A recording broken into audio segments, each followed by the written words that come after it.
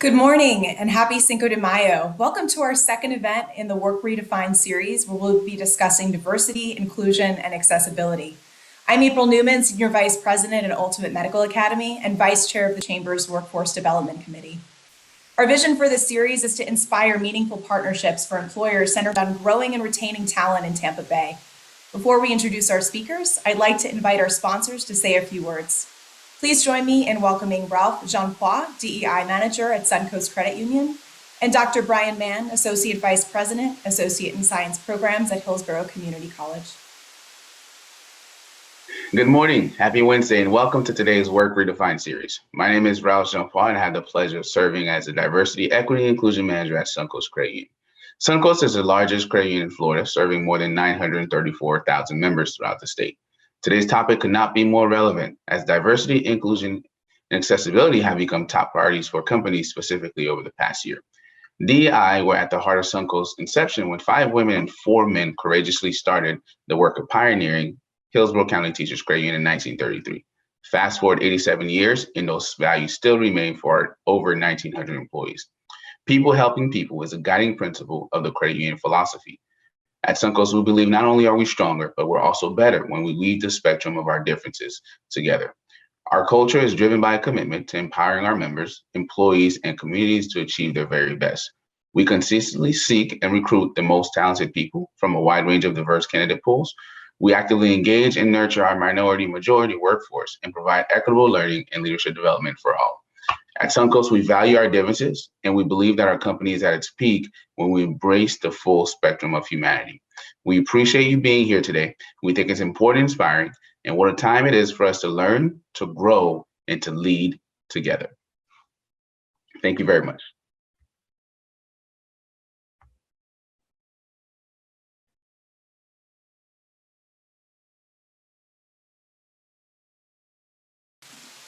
And Dr. Brian Mann? Yeah, good morning. I was on mute, believe it or not. Good morning, and thank you for the opportunity. Let me start by saying HCC is proud to be co-sponsoring this event and has been a proud sponsor of the Tampa Bay Chamber for many, many years. I want everyone to know, as you probably already do, that HCC is open for business at all campuses and centers with face-to-face courses following CDC guidelines and numerous hybrid and fully online options available for students. Please help us spread the word. And again, thank you for the opportunity and enjoy the presentation. Thank you, Ralph and Brian. We appreciate Suncoast Credit Union and Hillsborough Community College's support. Diversity, inclusion, and accessibility are top of mind for many companies, but getting diverse talent into the pipeline is only the beginning to building a diverse and inclusive organization. Today, we'll hear from John Gill, President and CEO of Quest, as he shares with us how they provide business partners with a pool of eager, motivated, and job-ready candidates and help ensure their on-the-job success is sustainable. John will be also joined by Paulette Mizell, Director of Volunteer Services of Advent Health, who will share with us her experience partnering with Quest and how it's impacted their company culture. We'd like to take a minute to share with you an inspiring video that demonstrates the power of the hiring chain and sets the foundation for today's discussion.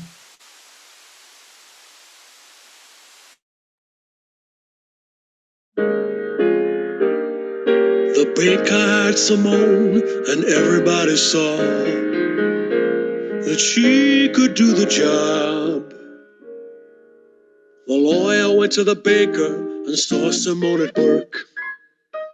The lawyer hired John because the baker hired Simone. The baker hired Simone. The dentist went to the lawyer and saw John at work.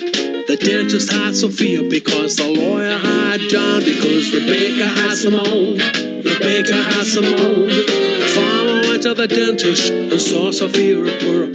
The farmer hired Kate because the dentist hired Sophia, because the lawyer hired John, because the baker hired Simone. The baker hired Simone. The farmer went to the farmer and saw Kate at work. The farmer hired Paul because the farmer hired Kate, because the dentist hired Sophia, because the lawyer hired John, because the baker hired Simone. The baker hired Simone. The baker went to the barber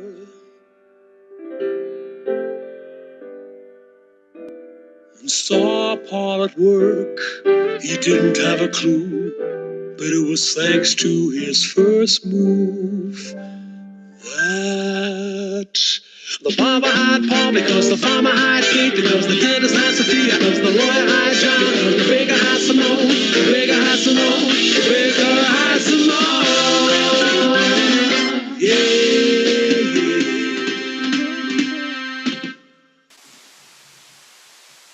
Wow, I've seen that video probably about 20 times now, and I still get goosebumps every time. Such an inspiring video.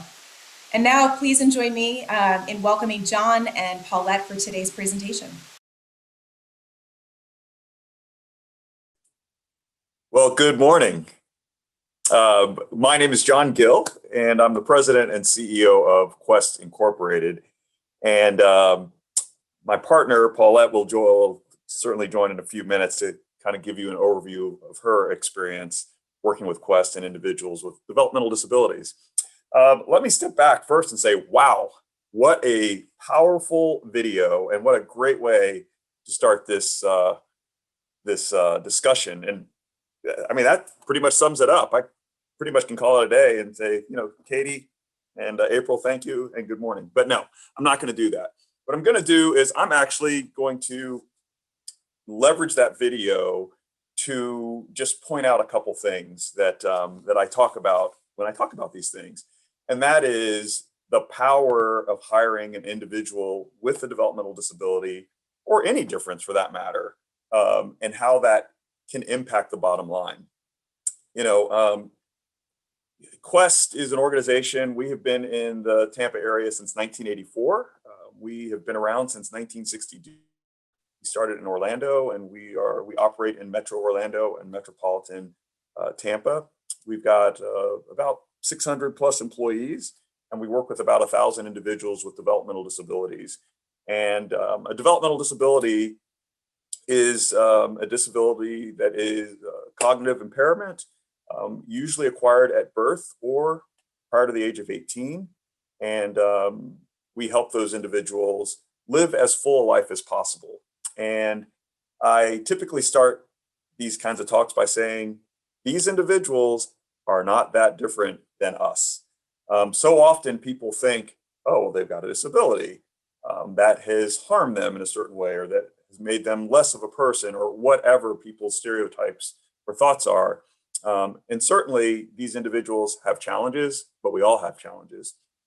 And so the first point that I'd like you to really hear and let it just kind of wash over you and resonate is that these individuals are not significantly different. They just have different challenges. And hiring is certainly something all of us are struggling with or experiencing if you hire in volume. At Quest, we've got about 60 openings right now. And a lot of that, it's due to whatever reasons you like, and I don't want to get into that, but it focuses and helps us understand that there is a need to hire qualified people. And looking at these individuals will help you do that.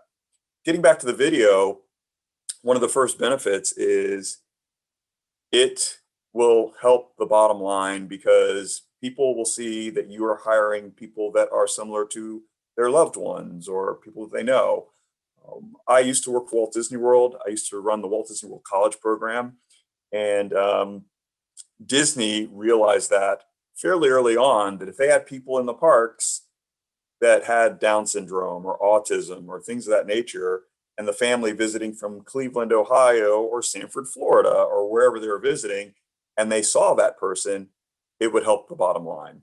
And that is certainly not the reason to do that, but it is one of the benefits. When you look at our population, the unemployment rate, depending upon whose stats that you believe, it ranges anywhere from 30 to 70%. And that is a lot of talent that is on the sideline. When you hire these individuals, they bring energy, they bring a focus on customer service, they help with your retention, their commitment is unmatched, and they exceed your expectations. Let's start with the benefit. We have an individual that has worked for one of our partners for almost 15 years. and has been doing the same job during that time period. First glance, you kind of think, well, that doesn't seem proper. Are they taking advantage of this person? Well, this individual has been offered 15 promotions over that time, but enjoys the job that she has. But if you step back and look at the statistics, the average cost of hire in the United States today is between $4,000 and $20,000, depending upon the industry you're in, what have you. So it puts the average right around $10,000 to $12,000. But let's use 4,000 as an example with this young lady that I was talking about. And her position is one that has a turnover rate of about 100% each year. But for the purposes of this discussion, let's just say the position turns twice a year. Okay, so that would be 30 times 4,000. That's $120,000 that she has saved them in training, onboarding, and recruiting expenses. And this particular company she works for, they're on the higher end of that scale. Their cost of hire is about $15,000 to $20,000. So right with that one example, you can see that there is a financial impact. Okay, but let's expand it out and just look at all the other things that I briefly went over. If you think about the energy, so at Advent Health, we've had candidates that have worked in an area called transportation.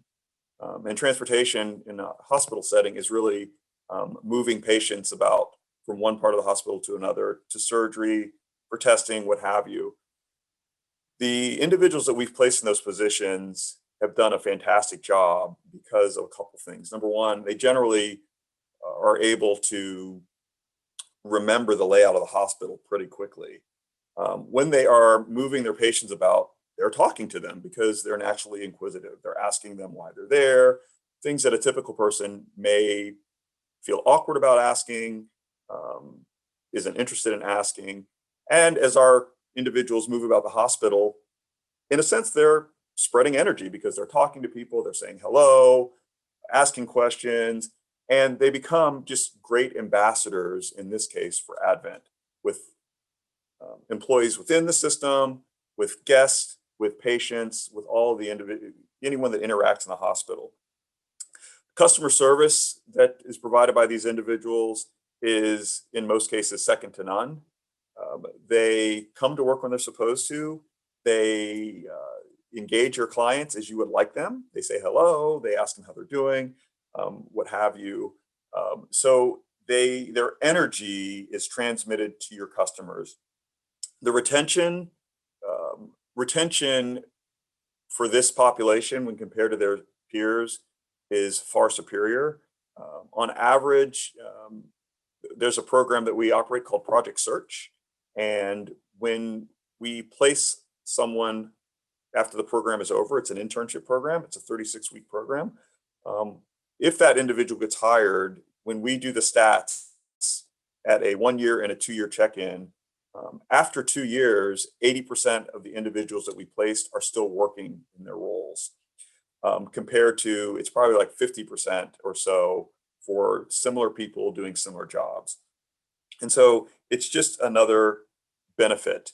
The commitment from these individuals is so intense because you've given them an opportunity. And when you give someone an opportunity that typically doesn't have an opportunity, they remember that and they are committed to you. You know, on the benefit side for a business, what are the benefits other than retention and just savings on training costs and recruiting costs? Well, depending upon who you're hiring, when they're hiring, and how long, there are tax benefits. You can get a tax credit of $2,500. It's actually $2,640 per person that you hire with a disability.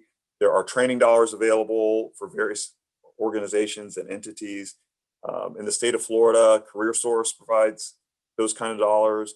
The Division of Vocational Rehabilitation, it's known as VR, they provide those dollars, and VR goes a step above. They will also fund salary, they'll fund uniforms, they'll fund a litany of other expenses that typically an organization has to put out, or that the individual employee has to put out. And so, the point that I would leave you with on this part of the discussion is that the benefit to you as an employer, they are pretty significant. And they are dollars and cents benefits, which of course we're all looking for. We're looking for ways to enhance our revenue or decrease our expenses. And they are just the not concrete benefits, but just those motivational, those esoteric things that your workforce will benefit from having an individual with a developmental disability.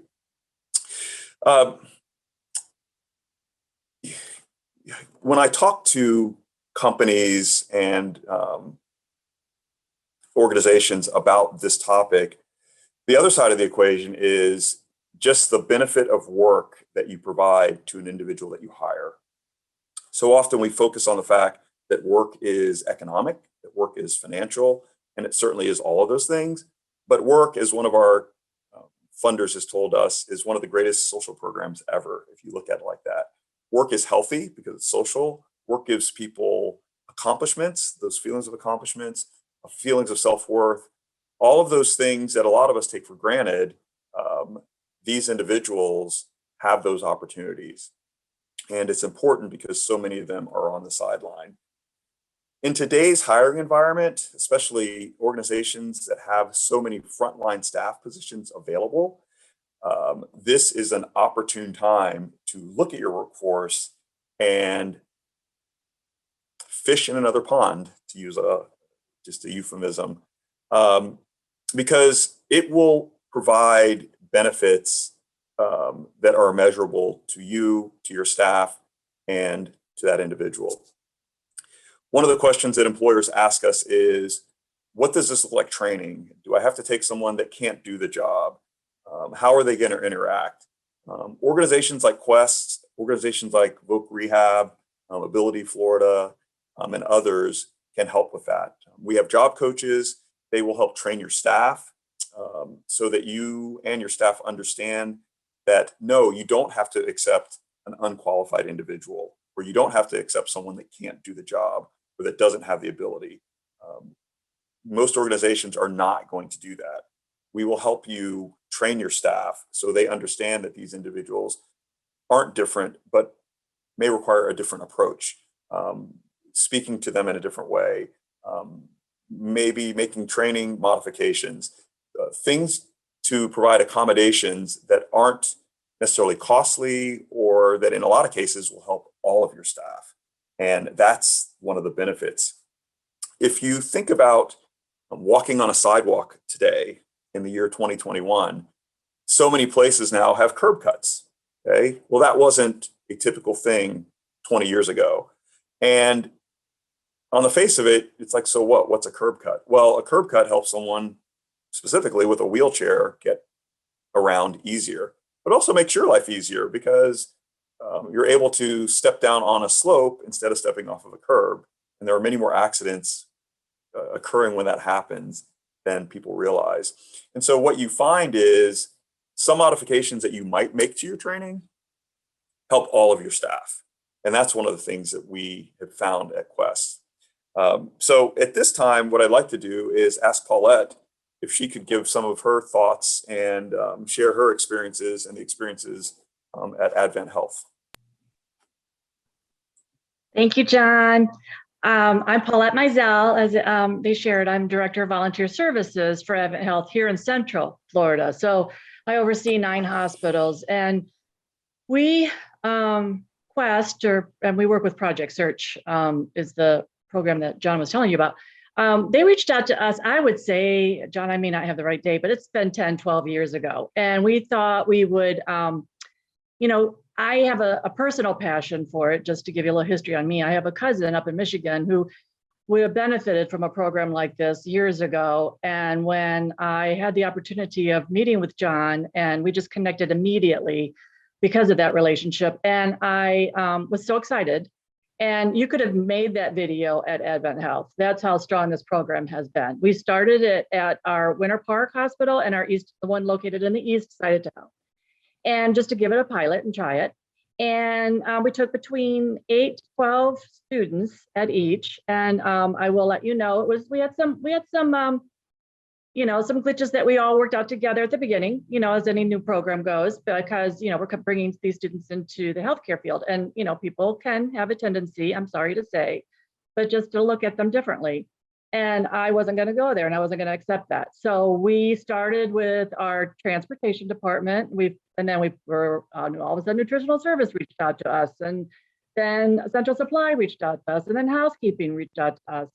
And I'm very proud to say from that first pilot that 100% of the students at Winter Park Hospital got hired. And we have several of those students still working for us. So I can get real passionate about it. And it's been a very successful. We expanded it into several of our other facilities, and we look forward to continuing to do that. I can give you an example of how these students work. We had a student who was being trained in housekeeping in the ER, and she was taught how she was supposed to wipe down everything and clean everything and get it ready for the next patient to come in. And so she was kind of shadowing an employee. I'm going to be transparent here. The employee skipped some things, and the student caught and called her out on it. And I was so proud of that student for doing that. And that employee needed to hear that, because we know we're taking care of some patients in vulnerable situations, and we want to make sure their safety is first. So I can't say enough about this program. I can get very emotional about it just because I have a personal connection with it.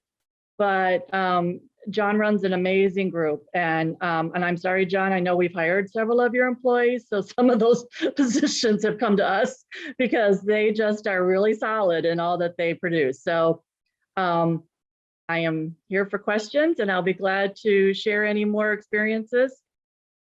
Thank you for your time. Thank you, Thanks Paulette. so much. Okay, I'm sorry, April. So I was just going to continue and build on what Paulette said. Just to kind of summarize some of the points earlier, these individuals, when you hire them, certainly, as I said before, they will need a little help, but they will not be untrained or unable to do the job. The way we work at Quest and most of the organizations that do what we do in this space, we would not put someone into your organization that couldn't do your job, that might fail, or that might reflect poorly on you.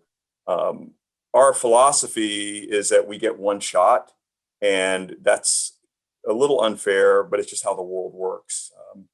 I've had many discussions with individuals that are of the opinion that organizations like us shouldn't exist. And I wish that were true, and I wish that was so, because that would mean the world operates how it's supposed to, but that is not the case. And so I would encourage each of you to consider hiring an individual with a developmental disability. It's good for your bottom line. It's good for your client and customer relationships and interactions. It impacts positively, in most cases, your employee retention. It impacts your employee engagement, because what you start to find, much like the hiring chain video, is that individuals inside your organization have a personal connection or a personal story, and that's the same with your clients. And leveraging those opportunities and those experiences ultimately helps your business. The other thing is, it's just good for society. And my background is, I'm a financial person, financial analyst for Disney, for Darden.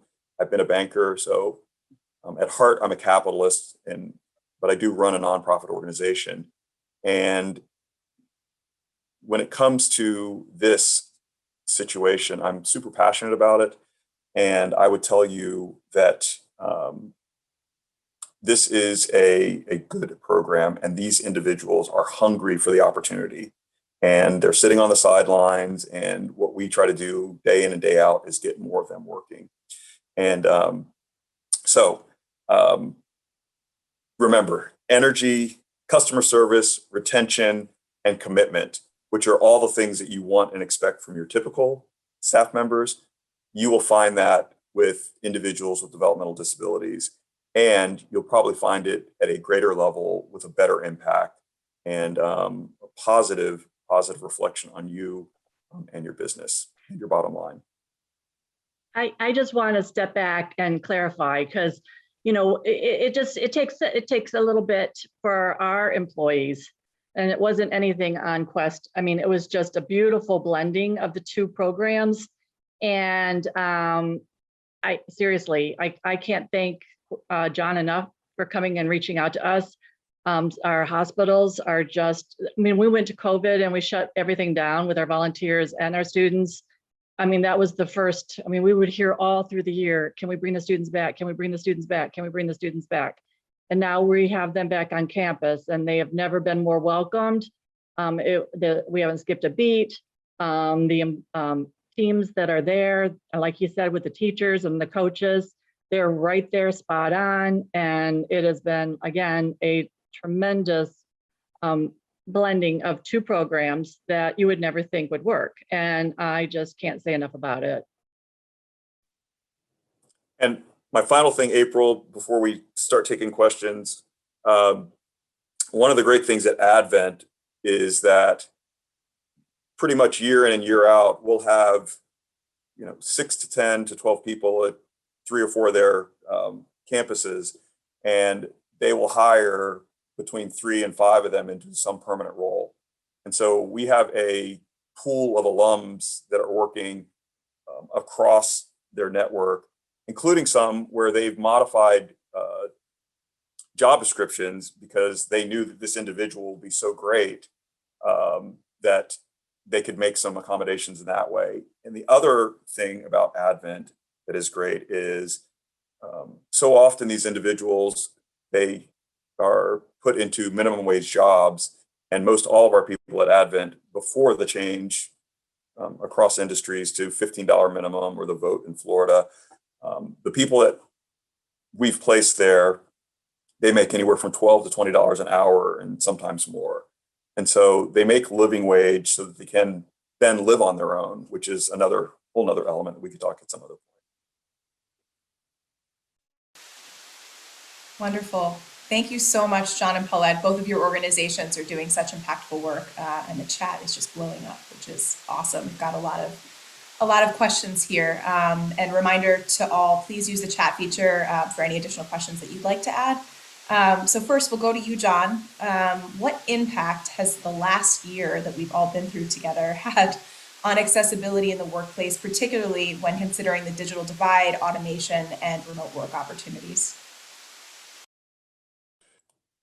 Well, it's been pretty negative. I think that it hasn't been significantly different for the community and population that we serve relative to the general population.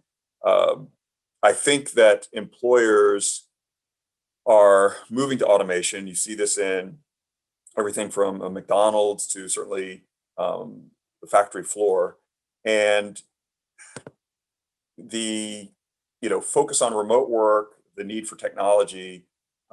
There's a stereotype amongst our population, or that's levied our population, primarily people with autism, about how great they are with technology. And there are a lot of individuals that have autism that are great with technology, but it's not a blanket situation. Because basically, once you've met one person with autism, you've met one person with autism. And so the movement to more efficiency or to replace individuals with automation, working from home, that disproportionately affects our individuals. Organizations that we worked with that had a lot of our individuals working for them, they were the first to be furloughed, and they've been the last to return. Some organizations have stuck with us and stuck with our clients, Advent being one, and others, Disney, Universal, Publix. They have certainly helped us keep these individuals employed. So what we do as an organization, we're dealing with a lot of the same issues. It has been negative, but I will tell you the silver lining is because a lot of organizations are struggling for frontline staff in retail and hospitality as hospitality comes back, and some others, healthcare, big hospitals, that has provided an opportunity for our individuals, and it's given them the opportunity to shine. So much like the general population, because those areas have a need and our individuals want to work, they are more apt to take those opportunities, which has been positive, but they have been impacted pretty heavily. Thanks, John. I'm glad to hear that there's a silver lining. Paulette, we'll move to you next. What does disability inclusion look like at Advent Health?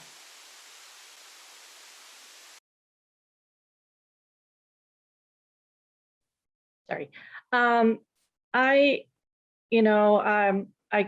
could go a long time on that discussion. I do want to share that I am very proud of Advent Health and the direction that they are going.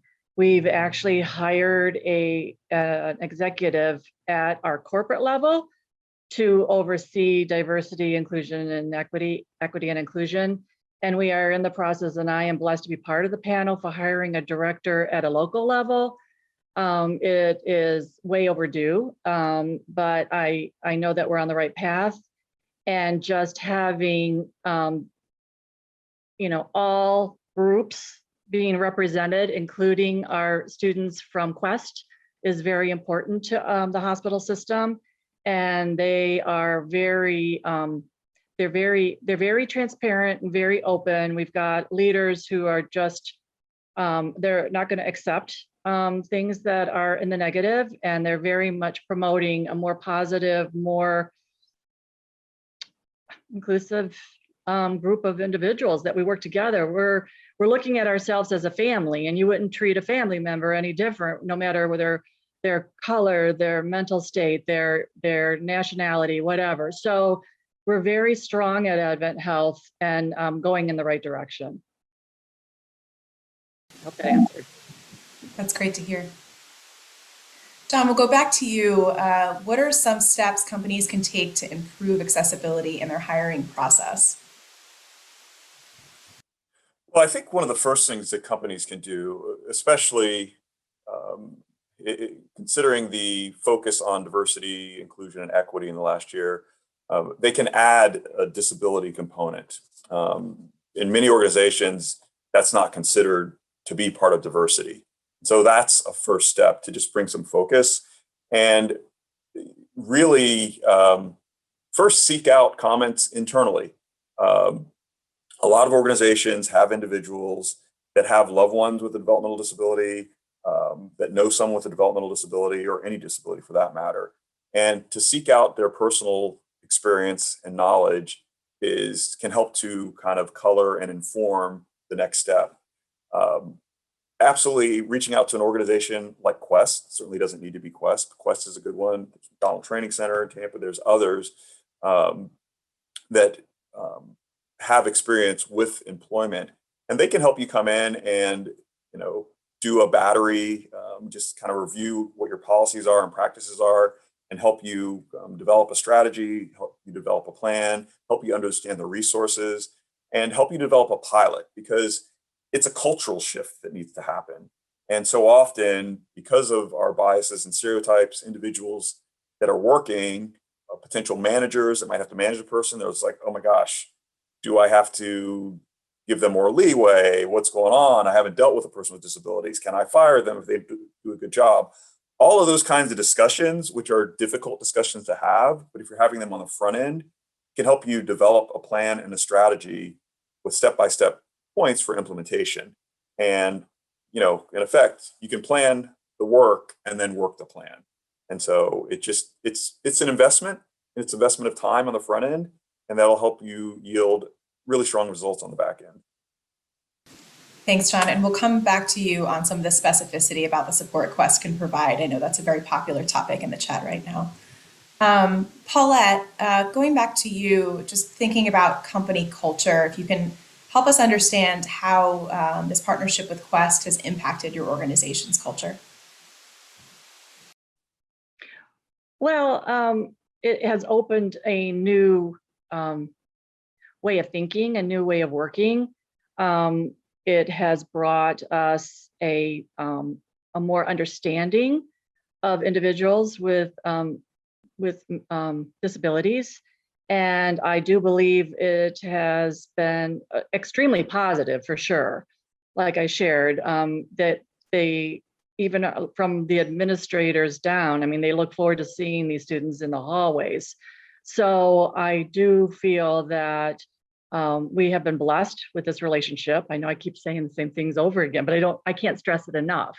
And I do feel that our culture has definitely opened to, because you know, we're so quick to think when we think of diversity and inclusion of certain roles and certain individuals, you know. And then I just had an aha moment when we brought us together. It's like, this is a group of individuals, because I don't look at them any different than you or me or anybody who's working in our workforce.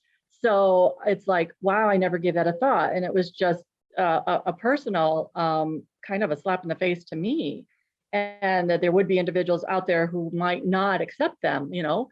So, but we are blessed again, because we are a faith-based organization. So we are right up front with, everybody is a gift from God, and God created us all equally. So it's like, we are, you know, a little different than maybe another organization, but we shouldn't be. So I just can't stress enough how important this program is to the workforce and to on both sides. It has been a positive impact, like John said, to the bottom line of Advent Health, as well as a positive impact to the students to allow them a more independent living and an opportunity that might not have been there for them.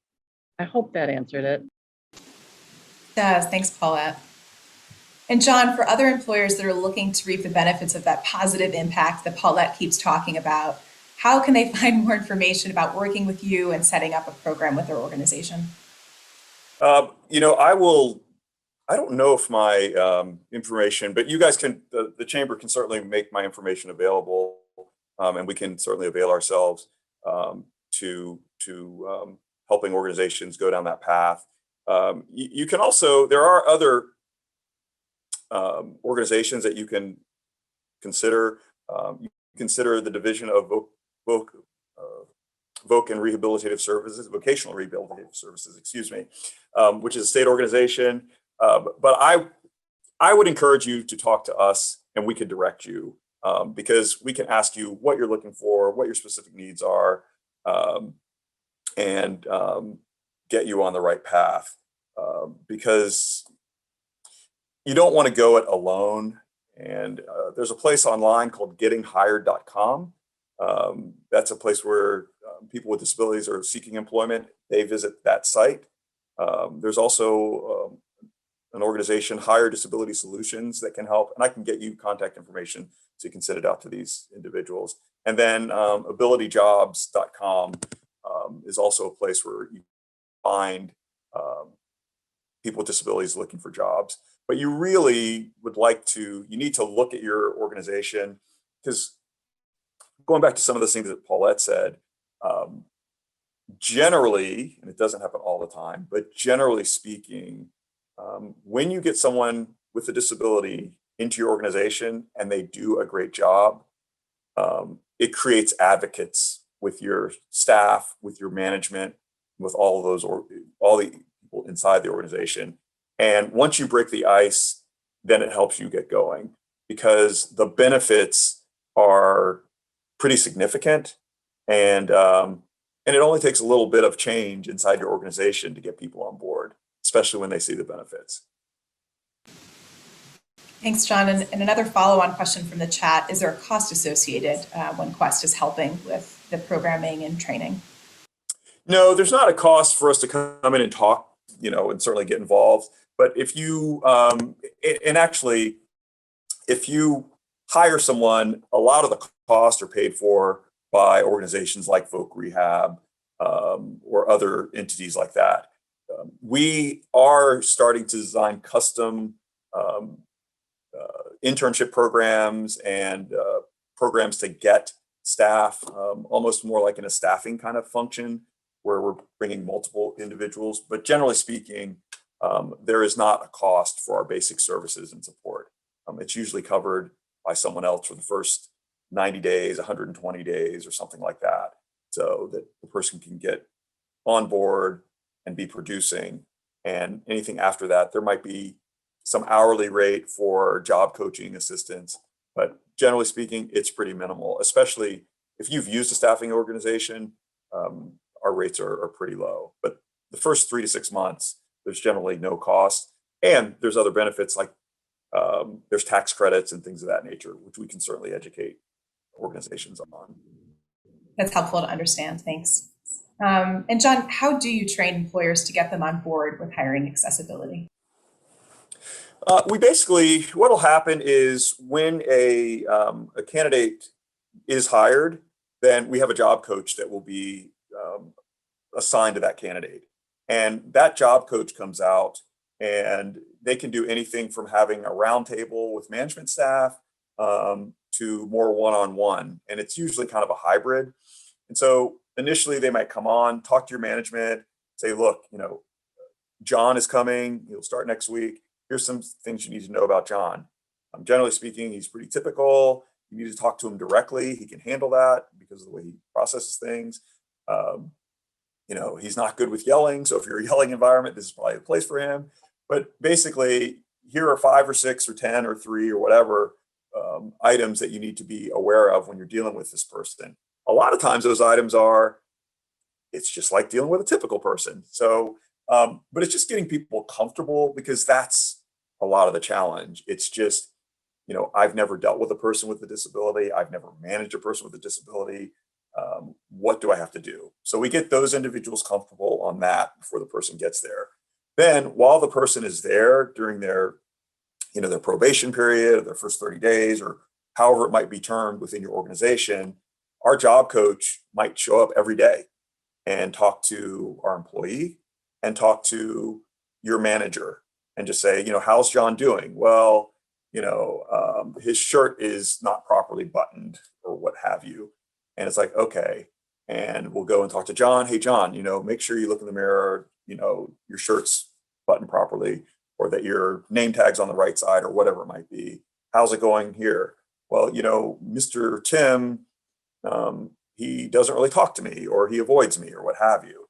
Then you go back and say, look, Tim, John says you avoiding him. And so trying to act as a conduit for communication, to nip potential issues in the bud, to address potential issues, and to help both parties, employer or the employee, and the manager or supervisor, whatever it may be, how to work better and how to communicate better and facilitate that. And John, you've mentioned several, but are there any other types of accommodations that an employer would need to consider in working with you? There could be. Generally, in our organization, we are trying to place individuals that don't need a lot of additional accommodations. And it's hard to speak to because that's going to be an individual situation. And it could be they might need more time initially, they might need more training, they might need a longer training period. And if those are the cases, that's why we have those resources to cover the extra pay. If it takes a typical person a week to learn something, and it takes another individual 2 weeks, that'll be covered by VR. The example I like to give is that there may be a family that has 2 children, and they're both they're twins, and one has a developmental disability and one doesn't. Well, the fast food restaurant down the street probably wants to hire the person that doesn't, because they can train that person and they will understand 90% of the operation within a week, where the individual with a developmental disability, they might understand 50% of the operation. Well, on the face of it, you don't want to pay another 2 or 3 weeks of training. But in the long term, the person at the 50% understanding initially, that person in a lot of cases is going to be a better staff member, because they're going to internalize your training. They're going to be committed. They're not going to have as many potential distractions from a social perspective, things of that nature that people don't like to talk about. And in the long term, they're going to be a better employee. And so, but there aren't specific accommodations. Those are usually case by case situation. Thank you. Paulette, coming back to you, how did you create a work environment that encourages readiness and really enhanced the ability of the individual? That was quite easy for us to do at the hospital because we met with the departments prior to bringing on the students, and we developed their job descriptions, and we developed what the roles would be for, obviously the real roles would be for them, and then what would be needed for them to come on board.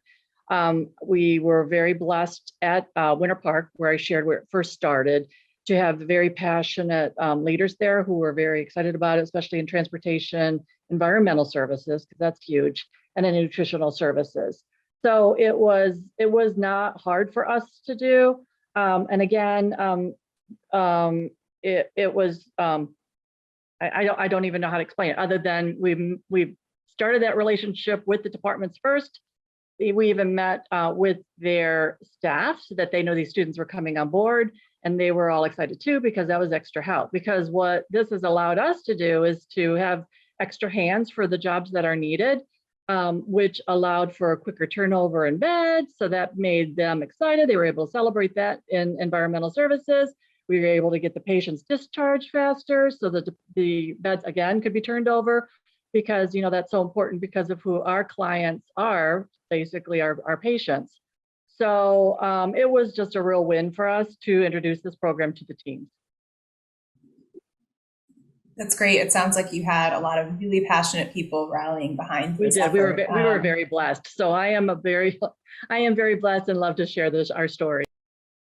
I'm curious if there was any additional training, Paulette, that was in place to ensure that the existing workforce was inclusive. Well, that's where Project Search jumped in, because they do have on-spot coaches that are also go through the training and orientation as well as their teachers. So there is an additional, so it wasn't, I will share what this program does allow. It doesn't take time away from the employees to do their job, because they bring on their staff and get them trained with what's needed to be trained for the students. So it's almost like you've got an extra employee there as well, right? Because they're the ones who are actually taking the hands-on training of the students. Thanks. And John, back to you. Where would companies find employees from this demographic to help make their workforce more equitable? Well, there's a couple places. Like I said, there's gettinghired.com is a good one. There's Hire Disability Solutions. There's abilityjobs.com. And like I said, I can put that in my email information. You can certainly approach an organization like Quest, because we always have individuals that are going through some training internally that we're trying to get ready for job opportunities. And another good place is CareerSource as well, because they have a lot of individuals that will approach them that have disabilities to get jobs. Thanks, John. And Paulette, I feel like your passion for this might supersede this question, but I'm going to ask it anyway. What concerns or reservations did you have about bringing someone on with a developmental disability in your mainstream workforce? Well, I didn't have any reservations, but it was how they were going to be, the other employees would react to them, or if you had an individual in a room cleaning the room, when you got a patient in the room, and what that reaction would be. So, we just wanted to make sure, I can't answer for other people's prejudices and concerns, but that would probably be my biggest maybe concern, but we never experienced that. Like John said, these students are sometimes they're over the top friendly, right? But like I said, their coach is right there to guide them and to teach them, because what we're able to do, and I think this is something that we haven't said, John, is that we are giving these students the opportunity to get the skills that they need, that they wouldn't get anywhere else, to allow them to become independent as they continue through their journey of life. So that would probably have been my biggest concern, but we did not experience that. So again, my passion. Yeah, if I can jump on other organizations, because there are concerns. It's not like someone just shows up and everyone's happy about it. So if an organization hasn't done this before or is not committed to it in the past or just hasn't done it, there is a concern from people about how am I going to work with someone with a disability, because, you know, it's the word disability, and that word conjures up all the things it conjures up. And most of them are not positive. And so you do have to overcome that. People think it's going to change the culture. People think that this individual is not going to be held to the same standards as they are. People think that managers are going to go easier on them. Managers think they're going to have to go easier on them. There's a lot of things that you have to address to let people know that, no, if someone's doing a bad job, you fire them. I mean, that's not any different. You know, if someone is not listening to your direction, you discipline them. It's not different. You know, our responsibility and the company's responsibility is to make sure the individual gets trained to the level so they can execute their job responsibilities to the level that are required to be productive and effective. And so if you lay that out clearly and let people know that the same expectations of your existing staff are going to be required of this new individual that might have a developmental disability, and then you execute that, that quells pretty much any issue, and it builds relationship where people go, wow, that person's not different than me. And, you know, they share some of the same experiences. Or, you know, I'll relate a conversation to you. There's an organization that had an individual with a disability, visually impaired and autism, and they had him answering phones. And so he was answering phones. He's in the break room talking to someone, and they just happened to say, "What did you do on the weekend?" And he said, "I finished a video game that I just designed." And they were like, "Excuse me?" And he's like, "Yeah, I just designed a video game, and I'm hoping that I can sell it." And the person was like, "Okay, sure." So, but that person kept thinking about it and went back and said, "Hey, could you show me your video game?" And so the person's like, "Yeah, I can show it. I can bring it up right now." So he brought it up online and showed the video game. And this individual, who was an IT person, by the way, he was the CIO of this organization. He said, "What else do you do?" So this guy starts telling about all the coding work he does and all this other thing. You know, he's got this whole other life that no one thought was possible. And so now this guy works in their IT department, designing apps for them to use in their business. You know, so it's another indication of these individuals aren't very different. They're different because we make them different, and they do have different needs and experiences. But all human beings want to be listened to. They want an opportunity. They want to be considered. In America, they want a job so you can buy stuff. You know, that's very simplistic, but you want to participate in society. And in our society, work is an important key. I mean, think about it. You go to a party, you go to a happy hour, you go wherever, you meet someone, what do you do? That's what everybody asks. What do you do? And work is very important for all those things I talked about earlier, besides the economic piece. It's social, it's healthy, it gives you purpose, it motivates you because of your achievements and your accomplishments and all of those things. And if you give these individuals a chance, most of the time, they are not going to disappoint. Sorry, I got on a soapbox there. I told you I wouldn't do that. No, this is great. A couple more questions here. This next one's for both of you. We'll start with Paulette, though. Paulette, how can companies better embrace or go about including diversity and inclusion in their organizations? Thank you. You know, it is, again, I'm going to go back to what we've done. I mean, I think it's something that is so important and relevant, especially this day and age, but it has been throughout history. And I feel, sorry, my alarm just went off. You know, that's how we keep ourselves on track. I think, you know, again, I'm sorry. It is so important to remember that, again, I come from a faith-based organization, and we are just here all one, right? And we don't have that in every organization. And I think it's hard for me even to answer this one because I've been blessed to work for an organization that has been inclusive. Can I say everything's been perfect? And I know I kind of sound like a Pollyanna at times.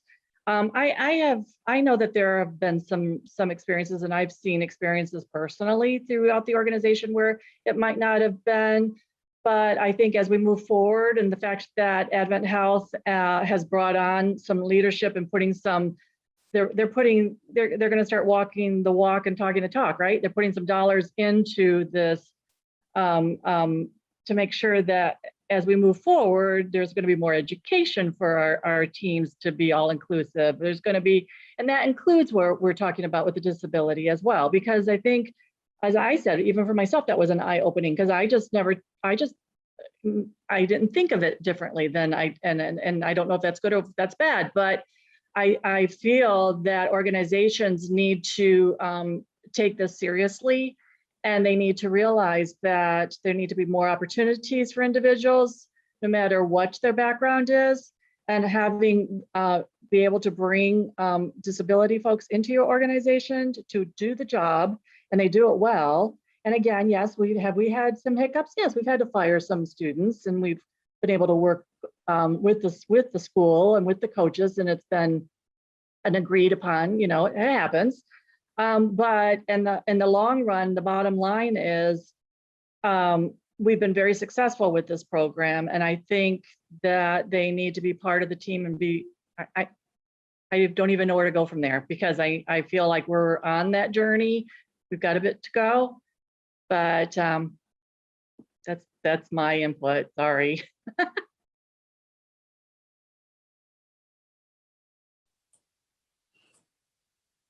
Oh, I can't hear you.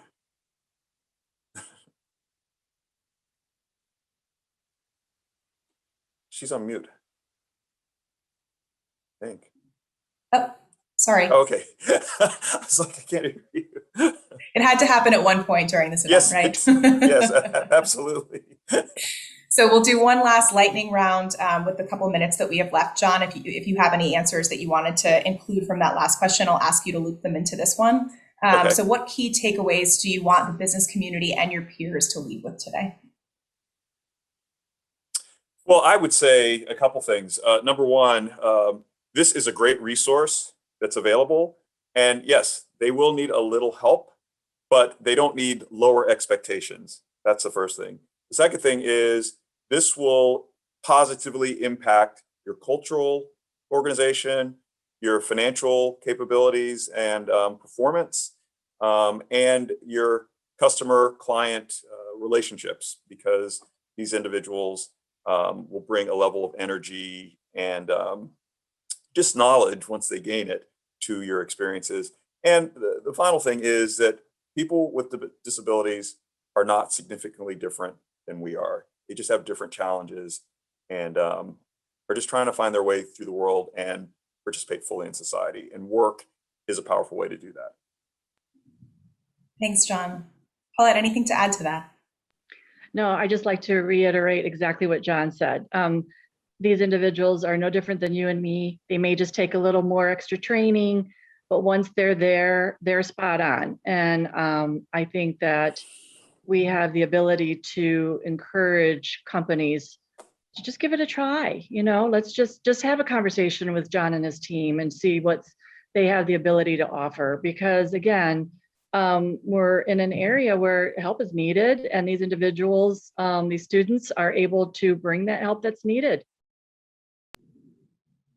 Thank you to you both. This has been a really inspiring session, and we've really enjoyed hearing about your organizations and how our employers that are a part of the Tampa Chamber membership can incorporate accessibility into their hiring strategy. As Katie mentioned in the chat, the Chamber will send an email with John's contact information and the links to the organizations he had referenced, and even contact information for our Chamber member, Angela from CareerSource, that's here and is willing to connect with you on this topic if helpful. In addition to that email, you'll also be receiving an email from the Chamber requesting feedback. This link will take you to a brief survey that helps our committee and Chamber gauge the effectiveness of our programming. So please do take a couple of minutes to complete it. We certainly appreciate the continued support of Suncoast Credit Union and Hillsborough Community College as they invest in our program of work and make events like today's possible. Thank you to everyone for attending. Have a great day.